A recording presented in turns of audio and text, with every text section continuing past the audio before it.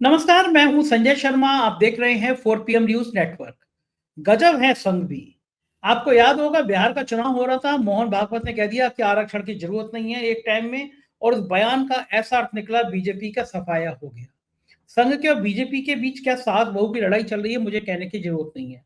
दत्तात्रेय होस बोले, संघ के प्रमुख नेता। उन्होंने कहा कि समाजवाद और धर्मनिरपेक्षता निकाल दो, संविधान की प्रस्तावना से निकलवा दो। मुझे समझ में नहीं आता धर्मनिरपेक्षता से इतनी चिढ़ क्यों है, सेकुलरिज्म से संघ को इतनी चिढ़ क्यों है। कहाँ तो आप एक मुस्लिम मोर्चा बनाएंगे, इंद्रीश जी या ऐसे कोई संघ प्रचारक उसके प्रभारी बनाए जाएंगे, मुसलमानों को संघ से जोड़ो। कहाँ आपको धर्मनिरपेक्ष शब्द से चिढ़ है? खेल क्या है? अब कांग्रेस और पूरा विपक्ष बवाल कर काट दिया कि देख लो, यह है असली चेहरा, संविधान ही चुकता है। और हकीकत यह है कि मोदी जी को ट्रंप के बाद सबसे ज्यादा डर लगता होगा तो संविधान शब्द से लिखता होगा, क्योंकि अब की बार 400 पार का नारा और उसके बाद विपक्ष का ये कहना है संविधान बदलना चाहते हैं, मोदी जी की सरकार की बैंड बजा गया, पूर्ण बहुमत से दूर रह गई। तो क्या है इसका खेल? मैंने अभय द्विवेदी जी से पूछा कि यह संघ क्या खेल खेलना चाह रहा है, और पूछा बिहार में जो मतदाता सूची को लेकर कांग्रेस और पूरा विपक्ष हमलावर है, और ये पोल खुल गई है कि चुनाव आयोग जो खेल करता है हरियाणा, दिल्ली, महाराष्ट्र में सरकार में बीजेपी को जिताने के लिए, ये वोटर लिस्ट में लाखों लोग काटे जाते हैं, लाखों लोग जोड़े जाते हैं। क्या अब चुनाव आयोग किसी खतरनाक संकेत की तरफ इशारा कर रहा है? मैं किसी भी प्रकार की हिंसा का समर्थन नहीं करता, लेकिन आज सोशल मीडिया पे बांग्लादेश के अखबार की खबर छप रही है कि वहां के मुख्य चुनाव अधिकारी को जनता ने जूतों से पीटा। भारत में ईश्वर करे कभी ऐसा दिन ना हो, लेकिन चुनाव आयोग को डरना तो चाहिए कि आखिर कब तक बीजेपी के इशारे पे सिर्फ वोटर लिस्ट में हजारों लाखों को काटते जोड़ते रहोगे। बहुत बढ़िया बातचीत है इन तमाम मुद्दों पे अभय द्विवेदी जी से। आपसे रिक्वेस्ट है, चैनल को सब्सक्राइब करिए, ज्वाइन करिए। चलते हैं अभय द्विवेदी जी के पास। 4 PM न्यूज नेटवर्क में आपका स्वागत है अभय द्विवेदी जी। याद होगा कि बिहार में एक बार चुनाव हो रहा था, मोहन भागवत ने आरक्षण को लेकर एक बयान दे दिया था और पूरे बिहार के चुनाव की ऐसी तैसी हो गई थी। बिहार का चुनाव फिर पास में है।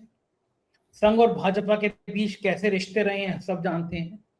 दत्तात्रेय होसबोले जी ने बयान दे दिया कि भाई संविधान की प्रस्तावना में समाजवाद और धर्मनिरपेक्षता, इन शब्दों का कोई मतलब नहीं, शब्दों को हटा दिया। तुरंत शिवराज सिंह चौहान ने भी कहा हटा दिया जाए। राहुल गांधी इस मौके को कहां छोड़ते? राहुल गांधी ने कहा कि संघ का असली चेहरा सामने आ गया, ये संविधान को ही बदलना चाहते हैं। एक संविधान इतना सेंसिटिव मुद्दा है, मुझे लगता है मोदी जी को सपने में कोई चीज ट्रंप के बाद सबसे ज्यादा डराती होगी तो वो संविधान ही होगा। क्योंकि संविधान के मुद्दे पर कि ये 400 सीटें ज्यादा आ जाएंगी और संविधान बदल देंगे, इस मुद्दे पर मोदी सरकार की जगह एनडीए सरकार आ गई, बहुमत नहीं आ पाया।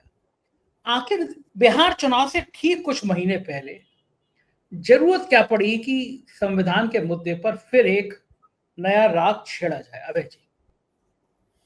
देखिए, राष्ट्रीय स्वयंसेवक संघ एक खास तरह की विचारधारा से प्रेरित है। उसका जो इंजन है, उसको चलाने वाला इंजन जो है वो आइडियोलॉजिकल है, उसका इंजन आइडियोलॉजिकल है।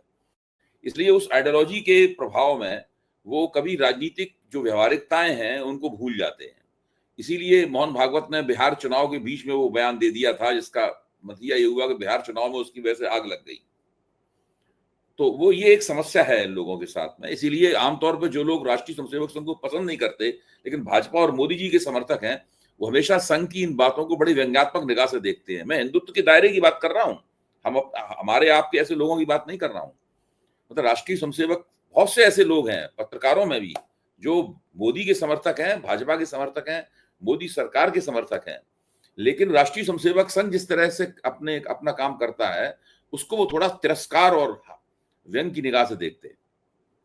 और ऐसे लोगों की संख्या बहुत है। आप उसे निजी तौर पर बात कीजिए तो वो कहेंगे अरे इन लोगों को कुछ नहीं पता है, ये लोग तो सत्ता मोदी जी की वजह से मिली है, मोदी जी सब जानते समझते हैं, ये लोग कुछ नहीं पता है, तो मोदी जी की सत्ता का लाभ उठा रहे हैं। इस प्रकार का एक विचार इन लोगों का बनता है। अब आप जरा सोचिए, दत्तात्रेय होसबोले को जरा संघ के इतिहास पर भी सोचना चाहिए कहते समय।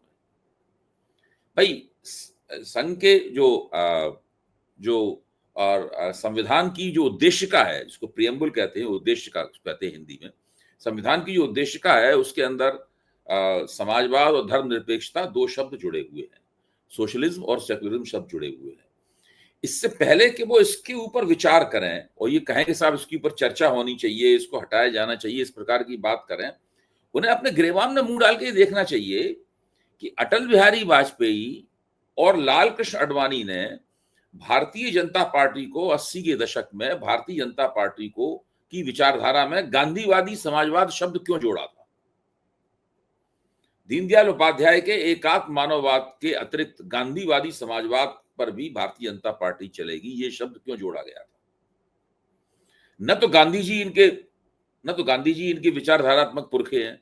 गांधी जी को ये लोग पानी पी पी के कोसते रहे हैं और गालियां देते रहे हैं, उनको मुसलमान समर्थक कहते रहे हैं और नाथूराम गॉडसे की पूजा करते हैं। नाथूराम गॉडसे इन लोगों की निगाह में एक बहुत बड़ी हस्ती है। तो इस सब के बावजूद भी इन्होंने आखिरकार क्यों 80 के दशक में गांधीवादी समाजवाद शब्द भारतीय जनता पार्टी के विचारधारात्मक उद्देश्यों में जोड़ा। पहले सवाल का जवाब तो इन्हें ये देना चाहिए। दूसरे सवाल का जवाब उन्हें यह देना चाहिए कि जिस वक्त राम जन्मभूमि आंदोलन चल रहा था, जो लाल कृष्ण आडवाणी के नेतृत्व में चल रहा था, उस वक्त लाल कृष्ण आडवाणी ने एक सवाल उठाया। उनका कहना था कि बाकी सब लोग छद्म धर्मनिरपेक्ष हैं, केवल भारतीय जनता पार्टी ही असली धर्मनिरपेक्ष है, बाकी सब लोग फेक सेकुलर हैं। भारतीय जनता पार्टी ही असली धर्मनिरपेक्ष है, रियल सेकुलरिस्ट है। जब आप अपने आप को रियल सेकुलरिस्ट बोल रहे हैं तो अब आपको क्या दिक्कत है? आप कहिए ना संविधान में जो सेकुलरिज्म शब्द लिखा हुआ है, हम जिसको रियल सेकुलरिज्म कहते हैं उसकी नुमाइंदगी करता है, ये फेक सेकुलरिज्म की नुमाइंदगी नहीं करता। हम सत्ता में हैं, हम भारत को रियल सेकुलर बना के दिखाएंगे। हम वास्तव में भारत को समाजवाद शब्द लिखा हुआ है, हम कहेंगे कि वास्तव तो ये कहना चाहिए समाजवाद की, ये गांधीवादी समाजवाद शब्द जोड़िए, गांधीवादी समाजवाद शब्द जोड़िए और हम भारत को गांधीवादी समाजवाद के रास्ते पर चलकर बताएंगे। और ये जो बाजारवाद है, ग्लोबलाइजेशन के बाद आया है, इसके खिलाफ हम संघर्ष करेंगे, इसको हटाएंगे। अदानी और अंबानी की जो संपत्तियां हैं, ये संपत्तियां जब्त कर ली जाएंगी, लोगों में गांधीवादी समाजवाद लागू करके दिखाएंगे। सवाल ये है कि क्या उस वक्त ये देश की जनता को मूर्ख बना रहे थे? भाई ये जो बातें मैं कह रहा हूं सब रिकॉर्ड पे है ना। उस वक्त क्या बेवकूफ बना रहे थे देश की जनता को? क्या कर रहे थे उस वक्त आप लोग? ये लोग क्योंकि उस वक्त इन्हें दूर दूर तक नहीं दिखाई पड़ रहा था कि इन्हें कभी भी हिंदुत्ववादी नारे के मुताबिक सत्ता मिल सकती है, इसलिए परले दर्जे की राजनीतिक अवसरवादिता, पॉलिटिकल अपॉर्चुनिज्म का सहारा लेकर इन्होंने भारतीय जनता पार्टी के लक्ष्यों में गांधीवाद समाजवाद जोड़ा और अपने आप को छद्म धर्मनिरपेक्ष लोगों के मुकाबले असली धर्मनिरपेक्ष करार दिया। तो ये भी तो एक तथ्य है भाई। ये सब लाल कृष्ण आडवाणी और अटल बिहारी वाजपेयी के शब्द हैं। ये भाजपा के घोषणा पत्रों में बात जुड़ी हुई है, ये बात जो मैं कह रहा हूं। तो अब असली सवाल तो ये है, जब होसबोले साहब को और मोहन भागवत साहब को चाहिए कि जरा अपने इतिहास पे भी निगाह डालें, अपने गिरेबान में भी मुंह डाल के देखें। क्या उस वक्त जब अटल बिहारी वाजपेयी, लाल कृष्ण आडवाणी ये बातें कह रहे थे, क्या संघ ने उनका विरोध किया था? क्या संघ ने उनको कोई चिट्ठी लिखी थी कि भाई आप ऐसी बातें मत कीजिए, ये तो हिंदुत्व की और वीर सावरकर की बातों के और डॉक्टर बालकृष्ण मुंजे की बातों के खिलाफ जाती हैं बातें, ये गुरु गोलवलकर की शिक्षाओं के विपरीत जाता है? ये ऐसा तो उन्होंने नहीं कहा था। तो ये सवाल तो उठाना चाहिए ना। मेरा सवाल ये है कि इस समय जरूरत क्या थी? जब बिहार का चुनाव सिर पे खड़ा है, पता है कि आपने संविधान का नाम लिया और बम फट जाएगा। आपने कहा संविधान में ये मैंने आपके सवाल के जवाब में शुरू में कहा कि राष्ट्रीय स्वयंसेवक संघ एक आइडियोलॉजिकल ऑर्गेनाइजेशन है, एक विचारधारात्मक संगठन। उसकी जो चालक शक्ति है वो आइडियोलॉजी है, विचारधारा है, व्यवहारिक राजनीति नहीं है। मेरे ख्याल से भाजपा व्यवहारिक राजनीति को केवल उसी हद तक अपनाती है जब तक वो भाजपा और उसके बीच के जो संबंध होते हैं उन संबंधों को कैसे शांतिपूर्वक करना है, वरना आमतौर पर वो लोग आइडियोलॉजिकल मुद्दों पर लगातार जोर देती रहती है। हम आपको ये बताते हैं, जब 2019 का चुनाव होने वाला था उससे पहले संघ ने ये सवाल उठाया था कि संसद को कानून बनाकर राम जन्मभूमि के लिए रास्ता खोलना चाहिए, रास्ता साफ करना चाहिए। नरेंद्र मोदी जानते थे कि ये नहीं हो सकता, संसद से कानून नहीं बन सकता। एक ही तरीका है कि होशियारी से सुप्रीम कोर्ट के जरिए एक फैसला निकलवाया जाए और राम जन्मभूमि का रास्ता खोला जाए। इसलिए नरेंद्र मोदी ने इनकी बात मानने से इनकार कर दिया, तो लोगों ने नरेंद्र मोदी के खिलाफ आंदोलन छेड़ दिया था भाई। हम सब लोग जानते हैं नरेंद्र मोदी के खिलाफ इन्होंने रामलीला मैदान भर दिया था। उसमें जो बैनर लगे थे वो सब सुप्रीम कोर्ट के खिलाफ थे, लेकिन दरअसल वो सुप्रीम कोर्ट अगर उसका कोई अदृश्य निशाना था तो वो नरेंद्र मोदी थे और ऊपर से निशाना सुप्रीम कोर्ट था। तो ये इसीलिए भाजपा का जो नेतृत्व जो व्यवहारिक राजनीति को समझता है वो संघ के इन विचारधारात्मक दुराग्रहों की पोल भी समझता है। इसलिए वो लोग इन्हें समझाने की कोशिश भी करते हैं कि भाई आप ऐसा मत कीजिए। जब ये नहीं मानते हैं तो वो चुप्पी साध जाते हैं। फिर भी संघ के जो समर्थक हैं वो टीवी के ऊपर कलाबाजियां खाते रहते हैं। हमने खुद दिनों ये बात हो रही थी कि साहब संसद को कानून बनाना चाहिए। संघ के कई लोग जो टीवी पे मेरे साथ आते थे, संघ का विचारक वगैरह उन्हें कहा जाता था, वो सब बहुत गुस्से में थे। वो निजी बातचीत में बहुत नरेंद्र मोदी के खिलाफ बोलते थे। तो मतलब एक तरफ आपको ये चाहिए कि आप एक मुस्लिम मोर्चा भी बनाएं, एक संघ का प्रचारक मुस्लिमों के लुभाते भी रहे, आपको धर्मनिरपेक्षता शब्द से भी चिढ़ है। मतलब एक तरफ आप वही वाली बातों के मोदी जी वहां पे अबू धाबी में जाएंगे तो वहां मस्जिद का निरीक्षण करेंगे, बड़ी सुंदर बताएंगे, और यहाँ की मस्जिदों के नीचे मंदिर ढूंढते रहेंगे। ये जो दो चेहरे हैं ये तो उसी का, उन दोनों चेहरे का सीधा सीधा सामने आ गया कि डबल स्टैंडर्ड है। आपने बिल्कुल ठीक कहा, दोहरे मानदंड है, डबल स्टैंडर्ड है, पाखंड है पूरी तरीके से। जब इनके नेता कोई बात कहें तो ठीक है, उस पर नहीं बोलेंगे। जब अटल बिहारी और लालकृष्ण आडवाणी जो इनके प्रिय नेता थे, इन्होंने ही उनको राजनीति सिखाई थी, राजनीति में स्थापित किया था, तब ये कुछ नहीं बोलेंगे, तभी चुपचाप बैठे रहेंगे। तब इन्हें कोई बात बुरी लगेगी तो कमरे में बुला के चुपचाप उनको बौद्धिक देंगे। और लेकिन जब अगर दूसरा कोई अगर बात कहेगा तो ये फिर ये हिंदुत्व का झंडा खड़ा करेंगे। ये इन लोगों का बहुत ही जबरदस्त पाखंड है। बिल्कुल ठीक कह रहे हैं। अब जब बिहार की बात चल रही है तो बिहार चुनाव को लेकर फिर घमासान छिड़ गया है। तेजस्वी यादव ने आरोप लगाया कि 8 करोड़ वोटर लिस्ट को किनारे करके पिछड़े और वंचितों के लिए वोट काटे जा रहे हैं। चुनाव आयोग ने कहा है कि वोटर लिस्ट की समीक्षा करेंगे, भड़क गए हैं। कांग्रेस ने और तेजस्वी यादव ने कहा है कि हम इसके विरुद्ध में पूरा, अगर नहीं चुनाव आयोग मानेगा हम सड़कों पर आएंगे, क्योंकि अब ये सबको समझ में आ गया कि हरियाणा और महाराष्ट्र के चुनाव में असली खेल वोटर लिस्ट में था। दिल्ली के चुनाव में साफ हो गया कि वोटर लिस्ट में हजारों लाखों नाम जोड़े गए, हटाए गए, काटे गए। ये खेल अब सबको समझ में आ गया। आप तो ईवीएम की बात शुरू से कहते थे कि ईवीएम में आपको झोल नजर नहीं आता, लेकिन अब वोटर लिस्ट में तो झोल है, इसमें कोई शक नहीं रह गया। महाराष्ट्र का उदाहरण सामने दे दिया। बिहार के चुनाव से पहले फिर वोटर लिस्ट को लेकर बवाल शुरू हो रहा है। क्या लग रहा है आपको कि बीजेपी चुनाव आयोग के कंधे पर चढ़ के वोटर लिस्ट में खेल कर पाएगी, या जिस तरह से आह्वान कर दिया कि हम सड़कों पर उतरेंगे, अगर पूरा विपक्ष सड़कों पर आ गया बिहार की, तो क्या वोटर लिस्ट में फर्जी खेल संभव हो पाएगा? नहीं हो पाएगा। देखिए, वोटर लिस्ट में ये जो चुनाव आयोग के जरिए जो गड़बड़ियां की जाती हैं, ये तभी हो पाती हैं जब विपक्ष कमजोरी के साथ अपनी बात उठाता है।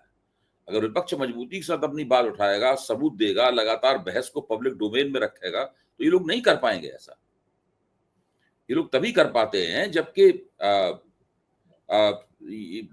जब विपक्ष कमजोर होता है, जब विपक्ष की उंगलियां जो है राजनीति की नब्ज पर नहीं रखी होती हैं। तेजस्वी यादव होशियार हैं, युवा हैं, और उन्हें पता है कि भाजपा विरोधी राजनीति किस तरह से की जाती है। लालू यादव उनके मुख्य सलाहकार हैं, और लालू यादव भी जानते हैं कि किस तरीके से कोई जिसे कहते हैं कोई बॉक्स टिक करने से चूकना नहीं चाहिए, सारे बॉक्स टिक होने चाहिए। जब आप सारे बॉक्स टिक करेंगे तभी दरअसल आप भारतीय जनता पार्टी से वहां पे लड़ पाएंगे। तो मुझे नहीं लगता कि अगर इसी तरीके से ये लोग संघर्ष करते रहे और बात उठाते रहे तो चुनाव आयोग ज्यादा गड़बड़ी कर पाएगा। अरे चुनाव आयोग को समझ में नहीं आता कि अब जनता समझ गई है कि तुम हजारों लाखों वोट काटते हो चुनाव से 5 महीने पहले, नए नए लोग जोड़ते हो। दिल्ली में तो विधायकों और मंत्रियों के घर के पते से मेरे वोट बने गए थे और वोट काटने की एप्लीकेशन दी गई थी। ये तो पूरा देश देख रहा है। तो चुनाव आयोग क्या इंतजार कर रहा है कि जनता सड़कों पर आए, उनका जीना मुहार कर दे? बांग्लादेश की एक खबर वायरल हो रही है सोशल मीडिया पे कि बांग्लादेश के मुख्य चुनाव अधिकारी को जूतों से पीटा गया। भारत में मैं किसी ऐसी परंपरा का, ईश्वर ना करे कभी ऐसी परंपरा आ जाए कि हम कानून को अपने हाथ में लें, लेकिन अगर मैं पत्रकार हूँ, बांग्लादेश का पत्रकार पिट रहा है तो मुझे डर लगेगा, दर्द होगा। चुनाव आयुक्त को देख रहे हैं कि बांग्लादेश में चुनाव आयुक्त पिट रहे हैं, तो इनको डर नहीं होगा कि जनता के हितों से ऐसे खिलवाड़ कर रहे हैं, जनता देखिए, के चुनाव अधिकार। जो मुख्य चुनाव आयुक्त और उनके दो साथी चुनाव आयुक्त हैं, वो क्या सोचते हैं, वो डर रहे हैं कि वो निर्भय हैं, इससे सरकार के ऊपर कोई असर नहीं पड़ता। सरकार को अपनी भारतीय जनता पार्टी को अपनी राजनीतिक गोटी लाल करनी है। और भारतीय जनता पार्टी ये मानती है कि सरकार का कर्तव्य ये है भाजपा को चुनाव जिताने में मदद करे। याद कीजिए, जब उत्तर प्रदेश लोकसभा के चुनाव में हार हुई थी, तो भूपेंद्र चौधरी के नेतृत्व में जो समिति बनी थी, उसने क्या आरोप लगाया था? उन्होंने आरोप लगाया कि सरकार ने हमारी मदद नहीं की है। सरकार काम भाजपा को चुनाव जिताना है। उसी रिपोर्ट से बिल्कुल स्पष्ट हो गया था कि ये लोग मानते हैं कि सरकार का काम भाजपा को चुनाव जिताना है। तो जब आप ये मानते हैं कि सरकार का काम चुनाव जिताना है, जितनी भी लोकतांत्रिक संस्थाएं हैं उनका काम भी भाजपा को चुनाव जिताना है। भाई, चुनाव आयोग का काम भाजपा को चुनाव जिताना है। नीति आयोग का काम इस तरह की रिपोर्टें, इस तरह के फर्जी आर्टिकल, इस तरह की फर्जी रिपोर्ट्स पेश करना है, इससे भाजपा की हवा बने, भाजपा का हैप्पी नैरेटिव बने। जब वो सोचते हैं उन्हें दिखाना है कि भाजपा ने गरीबी कम कर दी, तो फौरन नीति आयोग एक कोई लेख या रिपोर्ट नुमा चीज प्रसारित कर देता है, वही भाजपा ने गरीबी कम कर दी, मोदी जी फौरन उसका गीत गाने लगते हैं। इनका काम है कि जितनी भी संस्थाएं हैं वो सब भाजपा को चुनाव जिताने के लिए बनी हुई है, चुनाव आयोग समेत। यहां तक कि ये काम ये लोग फौज से भी लेने के लिए तैयार हैं। जैसे फौज का काम है इस बात का प्रचार करना, इस बात को पिछली बार उन्होंने किया था कि सरकार की योजनाएं क्या है। फौजियों का काम ये है। अब उन्होंने आदेश जारी किया था, नियम बनाया था कि फौजी जब छुट्टी पे अपने गांव जाएं तब वो सरकार की योजनाओं का प्रचार करें। आपको याद आ गया कि नहीं आ गया? बिल्कुल याद आ गया। मतलब और फौजियों ने पूछा था कि इनका काम है कि फौज हो, चुनाव आयोग हो, नीति आयोग हो, कोई भी हो, इन सबका काम भाजपा को चुनाव जिताना है। जो चुनाव नहीं जिताता वो गद्दार है, जो चुनाव नहीं भाजपा को जिताना चाहता वो राष्ट्र विरोधी है। सही बात, ये पूरी थीसिस ये है। सही बात है। और जैसे फौजी जब जाए तो बताए कि अग्निवीर योजना कितनी अच्छी आई है, पूरी सेना बताए फौजी जाके। और असली 2-3 नाम तो भूल गए, ईडी, सीबीआई, इनकम टैक्स, ये सारे हर एक का काम भाजपा को चुनाव जिताना है। सब सारी संवैधानिक संस्थाएं जेब में है। संवैधानिक संस्थाएं हो, चाहे पालिका के तहत काम करने वाली संस्थाएं हो, जो भी हो, सबका काम यह है कि हर काम ऐसा इस एंगल से करो, इस कोण से करो कि भारतीय जनता पार्टी को चुनाव जीतने में सुविधा हो। भाजपा का जो झूठा नैरेटिव है, उस झूठे नैरेटिव की तस्दीक हो जाए, यही सब करते हैं। सही बात है। बिहार में एक और घटनाक्रम था। बीजेपी, बड़े दिनों से बीजेपी के समर्थक लोग ये बात को प्रचारित करते रहते थे कि कन्हैया और तेजस्वी में बड़ी लड़ाई है। दोनों बिहार के उभरते हुए नेता हैं और कन्हैया और तेजस्वी में बड़ी लड़ाई है। लेकिन कन्हैया ने कल घोषणा कर दी कि तेजस्वी यादव ही मुख्यमंत्री पद का चेहरा होंगे। ये सबसे पहली घोषणा। उधर अखिलेश यादव ने कहा कि हम पूरी तरह से तेजस्वी का समर्थन करेंगे, इस बार चुनाव लड़ाएंगे। तो ये जो 4 बड़े चेहरे होंगे, राहुल गांधी, अखिलेश यादव, तेजस्वी, कन्हैया, चारों नौजवान हैं, चारों एक मंच पर आएंगे। उधर से बुजुर्ग मोदी जी, बुजुर्ग नीतीश जी, जिनकी आयु काफी हो गई है। नीतीश जी तो इतने भुलक्कड़ हो गए हैं कि पुरों से चिपके सिर पे गमला रख देते हैं। मोदी जी की भी बॉडी लैंग्वेज अब दिखने लगी है, वो थकने लगे हैं, उम्र का तकाजा है दोनों का। एक तरफ ये बुजुर्ग टीम होगी और एक तरफ ये नौजवानों की टीम होगी। चुनाव पे क्या असर डाल पाएगा कौन? देखिए, पिछला चुनाव बिहार का कैसे हुआ था, हमें उसकी याद करनी चाहिए। पिछले चुनाव में तेजस्वी यादव ने बेरोजगारी के प्रश्न को पूरी चुनावी मुहिम के केंद्र में रखा था और इतने जोशो खरोश से और इतने जबरदस्त तरीके से वो चुनावी मुहिम चलाई गई थी कि भारतीय जनता पार्टी चुनाव हारते हारते बची थी। उस चुनाव में चिराग पासवान के जरिए भारतीय जनता पार्टी ने कोशिश की थी कि वो नीतीश कुमार को अंडरकट कर दे, नीतीश कुमार की टांगें काट दी जाए और नीतीश कुमार की सीटें कम हो जाएं। उसमें वो कामयाब भी रहे। इस बार फिर से वो कोशिश हो रही है। तो जो एनडीए है वो उसके अंदर वही तिकड़म हो रही है जो पिछले चुनाव में हुई थी तिकड़म। तो मेरी ये मान्यता है कि अगर फिर से एक बार महंगाई और बेरोजगारी के सवाल को केंद्रित करके और नीतीश कुमार की सरकार के खिलाफ जो जबरदस्त एंटी इनकम्बेंसी है, उस एंटी इनकम्बेंसी को अगर ऐसी एंटी इनकम्बेंसी को भुनाने की अगर ठीक से नियोजित योजनाबद्ध तरीके से कोशिश की जाए तो एनडीए को चुनाव में पछाड़ा जा सकता है। अगर कागज पे आप देखें 2 धन 2 बराबर 4 होते हैं, इस प्रकार का अगर आप एनालिसिस करें तो एनडीए अभी इंडिया गठबंधन से आगे दिखाई पड़ता है। लेकिन इस प्रकार के विश्लेषण में जो एनडीए के अंदर जो काटफांस चल रही है वो काटफांस इसमें नहीं आ पाती है। अभी अगर आज की तारीख में मुझसे पूछा जाए तो मैं कहूंगा स्थिति 60 और 40 की है या 55 और 45 की स्थिति है। लेकिन ये तेजस्वी यादव के नेतृत्व में उनको पूरी तरह कोशिश करनी होगी कि ये स्थिति बदले और पलड़ा जो है वो तेजस्वी यादव के और इंडिया गठबंधन के पक्ष में झुकना शुरू हो। अगर ये नहीं कर पाएंगे तो अपने अपने अंदरूनी घात प्रतिघात के बावजूद भी हो सकता है कि एनडीए जो है वो बाजी मार ले जाए। लेकिन नीतीश कुमार की हालत खस्ता है, नीतीश कुमार के पार्टी की हालत खस्ता है। भारतीय जनता पार्टी नीतीश कुमार को पूरी तरीके से खत्म करके अपना मुख्यमंत्री बनाना चाहती है। उसके लिए वो चिराग पासवान को मोहरे की तरह इस्तेमाल कर रही है। ये सब लोग इस बात को जानते हैं, ये अब कोई छुपी हुई बात नहीं रह गई है। नीतीश कुमार के मन में क्या चल रहा है, वो क्या सोच रहे हैं, नीतीश कुमार के बेटे के मन में क्या चल रहा है, वो क्या सोच रहे हैं।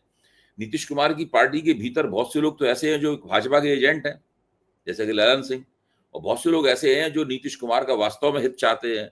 तो ये तमाम चीजें क्या रूप लेते हैं, क्या करवट बदलती हैं, इन सब पे हमें निगाह रखनी होगी। बिल्कुल ठीक है। आज मध्य प्रदेश में आपको याद होगा कि सबसे बड़ा नौकरियों का घोटाला मध्य प्रदेश में हुआ था, व्यापम घोटाला। एक एक करके उनके सबके गवाह ही ऊपर पहुंचा दिए गए, मर गए, आत्महत्या कर ली, हत्या हो गई, कुछ नहीं पता चल पाया, घोटाला दब गया। लेकिन मुझे कल बड़ा मजा आया एक खबर से। मुख्यमंत्री का काफिला चल रहा था, गाड़ियां चलती हैं 20, 25, 30, 17 गाड़ियां खड़ी हो गई अचानक। लोगों ने चौंकी, ये क्या हुआ? पता चला 17 गाड़ियों में पेट्रोल जो डाला गया उसमें पानी मिला हुआ था। पेट्रोल पंप सील हो गया।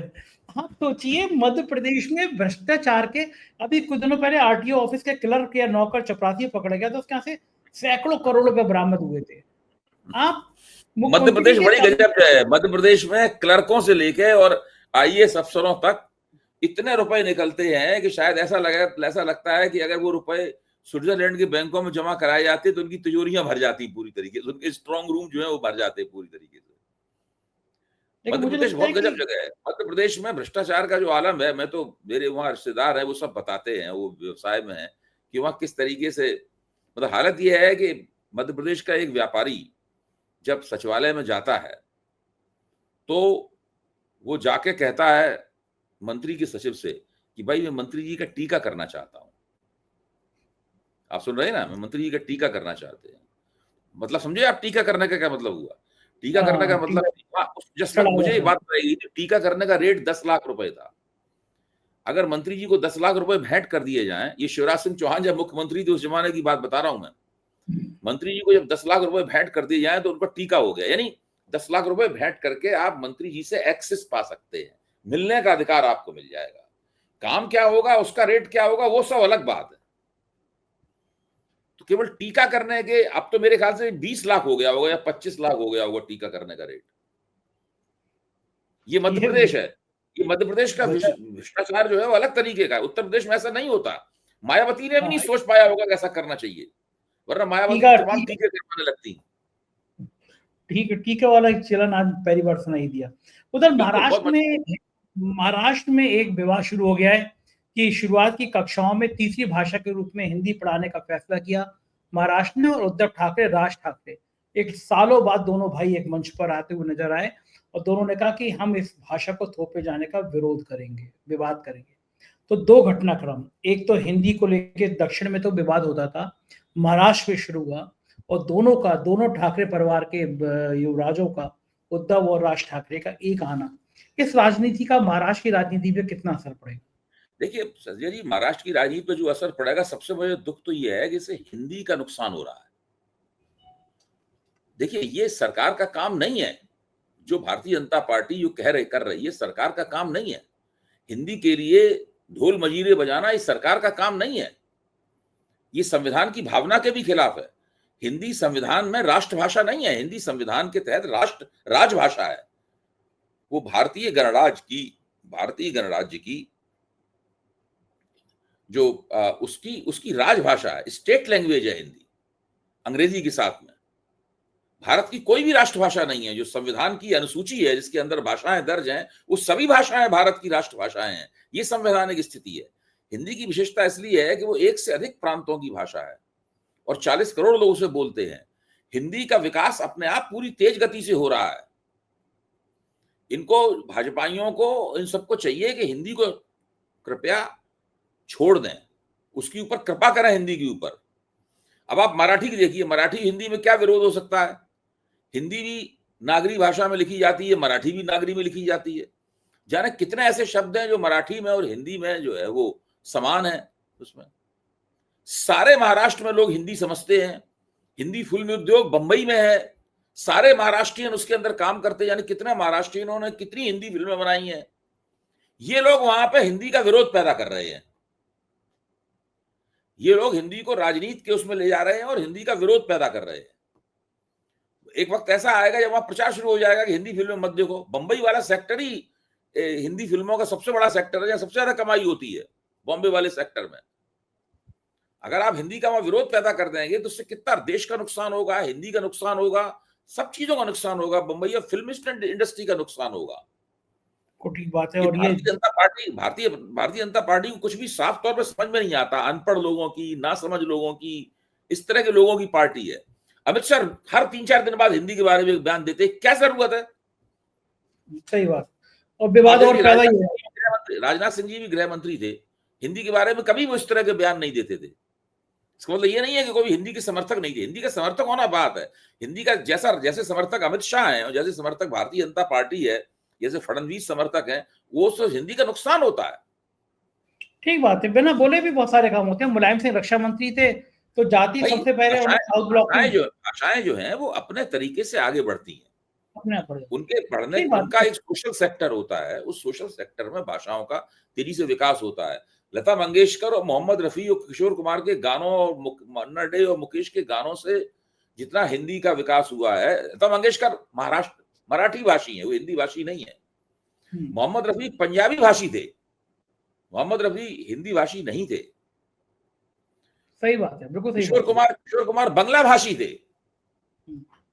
बंगाली थे। ये लोग, इन लोगों को पता ही नहीं है। हिंदी गैर हिंदी वालों के प्रयासों से आगे बढ़ी है।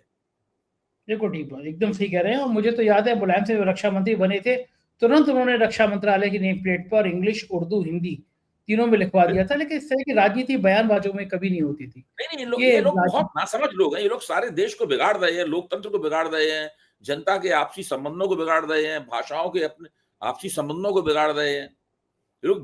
ये लोग जब सत्ता से बाहर जाएंगे उस वक्त इतना नुकसान कर चुके होंगे, जो लोग सत्ता में आएंगे समझ में नहीं आएगा इस नुकसान की भरपाई कैसे हो।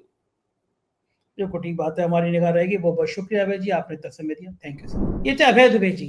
बड़ी बेबाक बातचीत थी और मुझको यकीन है भाषा की लड़ाई की बात और बाकी राजनीति की बात आपको पसंद आई होगी। आपके प्यार भरे कमेंट का मुझे इंतजार है, करिएगा जरूर। Thank you.